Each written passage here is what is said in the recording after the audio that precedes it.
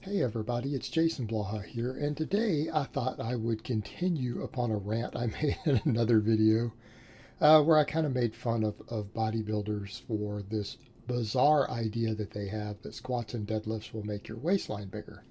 And ironically, they always want to wear belts, right? And I just discussed in that video how wearing a belt causes more abdominal and erector activation. Now let that sink in for a moment. Causes more activation of these muscles. Well, what does activating muscles do? Well, it makes them grow. Now, these same bodybuilders will stand around and do crunches. They will train their abs. They will do high rep work for their abs. Okay. Anyone see the problem with this logic? Before we even jump into the squats and deadlifts. If you don't want your waistline to grow, why in the world would you ever do high rep work for your abs? All the research we have shows that training volume is the primary driver of hypertrophy. What do you think that's doing to your abs? It's causing hypertrophy. It's making them bigger. Right. So, in theory, wouldn't that make your waistline grow? Now, here's the reality. If you are evenly growing muscle in your body, the amount of muscle that you can physically gain around your waistline is so astronomically small that it can't even keep pace with your back growth. In other words, your ratio would change. Okay? I want people to stop and think about that for a minute. If they're wanting that certain look, which is genetics play a bigger role than you would expect. I would hope people realize that. And then people will say, well, Jason, you don't have a really small waistline or anything. It's like, no. And I also have a lot of loose skin from losing 100 pounds of body fat. So I would have to get that fat all cut off, the bit of fat and loose skin that's there for me to have a tiny waist. Or I could probably diet down leaner and it would largely go away. Be a lot of work. But it's nothing to do with my training. Okay, it's nothing to do with my training. And it's true for everybody. This is true for everybody. I'll give some examples in a minute, and this is going to make people who worry about this stuff feel really, really, really stupid. Look at Ben Pollock, right? What's that guy squat and deadlift? Aren't his lifts like in the 700 and 800 pound range? He has a tiny waist and a ridiculous V-taper. Why? He doesn't have any body fat. What? Doesn't have any body fat. If you have a big waist, it's fat. It's not muscle, it's fat. Now, bodybuilders will go, well, I'm really lean and I still have this big blocky waist. Well, it's fat. And it's not subcutaneous fat that's the primary cause for bodybuilders. It's visceral fat, it's organ fat. It's from using the wrong drugs. And that's the ironic part. A lot of strength athletes won't use the substances because we don't see the need for them that bodybuilders use, and the very substances that bodybuilders are so obsessed with using because it's required for them to reach the level of jackness that they want is what causes the big gut and waistline. It's from having 5 pounds. It's from having an extra gallon of fat around your organs. That's what's causing it. You do not get a blocky waistline from lifting weights. All right? It is impossible. You are not going to get a big waistline from lifting weights. I'm going to state that again. It's impossible. It's not muscle. It's fat. Whether it's fat around your waist, such as in my case, right? Because I don't have any visceral fat. We've seen scans of the inside of my guts. Okay, we've seen them. I published them. I have a couple of ounces of fat in my organs. A lot of these bodybuilders have 5, 6, 7, 8 pounds of fat around their organs. That's why they got a big old belly. It's what a gut is. It's organ fat. But if you've got a big waistline, it's from fat. It's nothing to do with muscle. And even if it was, look at the ratios. And Ben Pollock's a perfect example. Look at what that guy deadlifts. He has a massive V taper. Why? Has he probably gained muscle around his waistline? You bet. You're going to have to gain some muscle around your waist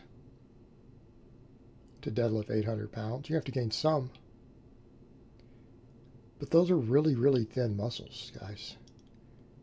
If you literally doubled the size of your abs, your erectors, everything else, if you doubled their muscle thickness, it might add half an inch to your waistline. Now, I've seen bodybuilding types, I've seen guys who chase aesthetics even on my page say, well, I can't even afford a half inch of gain. If you gain 2 inches of thickness in your overall torso and only half inch of muscle gain, or 4 inches, do you not realize that you're going to look tremendously more V-tapered? Your waist is going to look smaller because you have a big back and big chest. And I want people to think about that. And that's the point I want to make. Even if a person doesn't train their lats, now why you would not do rows or pull-ups or anything is beyond me. Hey, I do tons of rows. If you're trying to get strong, if you're trying to build a deadlift and you're not doing rows, I really don't know what you're doing with your life. But let's assume you didn't. Let's assume the most ridiculous, moronic, extreme example we could possibly give. Let's just take it to the most stupid extreme possible. We know that deadlifts grow your lats. The EMG studies show it. Looking at novice lifters shows it. We know that if you did nothing but deadlift all the time, your lats would grow.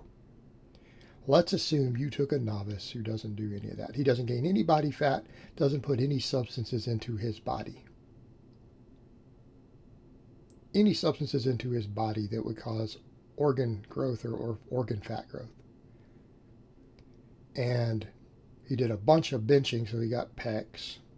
He did a bunch of deadlifting, and he took his deadlift up to 500 pounds.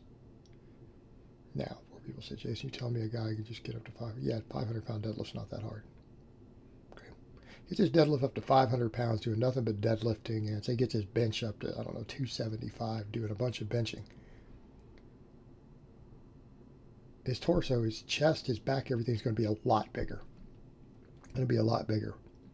He will have more of a V-taper than when he started. Why?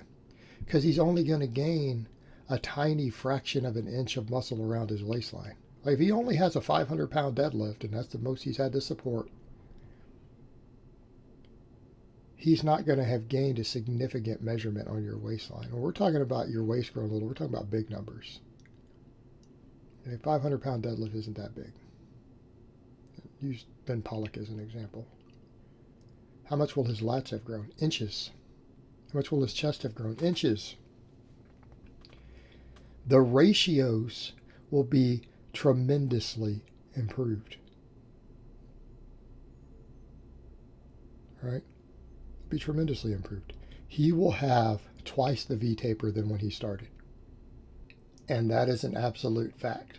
Nobody is going to look at that person and say, man, your waist got bigger. No, they're going to think his waist got smaller.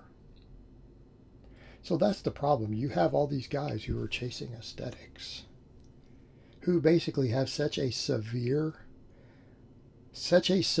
body image disorder that in spite of the fact that they dedicate huge amounts of their life to training, they are literally afraid of gaining muscle and strength because they're afraid of some microscopic, immeasurable amount of muscle around their waist. Okay? It's ludicrous. And the worst part is that bodybuilders will use that to cover up the rampant, insane, ridiculous abuse of illicit substances in their culture. Side note, I'm not saying that there isn't abuse in strength sports, by the way. I want people to note that. I'm talking about it being even worse in some cases in bodybuilding, because strength sports is just anabolics. Bodybuilding, it's 57 million different substances that nobody's ever even heard of. Okay, they use substances that don't even have names. They just have numbers because they're experimental. Okay, that's bodybuilding. They will put anything in a needle and shoot it in their body without hesitation on the mere rumor that a scientist somewhere said it would make you more jacked or burn fat or cause local muscle mass growth. They don't even need a study. They just need a scientist suggesting a theory, and a bodybuilder will pull a full syringe of that stuff up and put it in his body because they're idiots. Most stupid demographic of people I've ever met in my life. Now, that aside, the same idiots will use, well, this bodybuilder over here did a bunch of squats and deadlifts and look, his waist got bigger. No, his piss poor diet that he used to bulk up because he has to eat tons of sugar because of all the insulin he injects. Because all jacked bodybuilders inject insulin. All of them. No exception today. Because of the size they carry is required. And his terrible refined food diet full of supplements and refined sugars that he needs, obviously. He needs all that sugar. Right? While pinning insulin and growth hormone has made his guts grow, and he has a gallon of extra fat around his dying organs. Okay? That's what made his waistline grow. It wasn't doing 500-pound squats. Okay? This is the sort of nonsense they come up with to mask the ridiculous, horrifically bad lifestyles and abuse that they subject themselves to. And then people downstream, well, I better not do heavy squats or deadlifts because it'll make my waist grow and I won't be aesthetic and beautiful anymore. Absolutely ludicrous. I gave you guys a look at Ben Pollock. Look at his waist and look at what he squats and deadlifts and come back and tell me that sheer stupidity. Like, tell me that sheer stupidity after looking at that. Like, at this point, if you believe that that's the case, just admit that you're not a rational person, that you are immune to logic and reason, and admit that you have a body image disorder that makes you unable to use reason, and go get a therapist. That's what you need to do if you're still believing that at this point. Okay, you need therapy.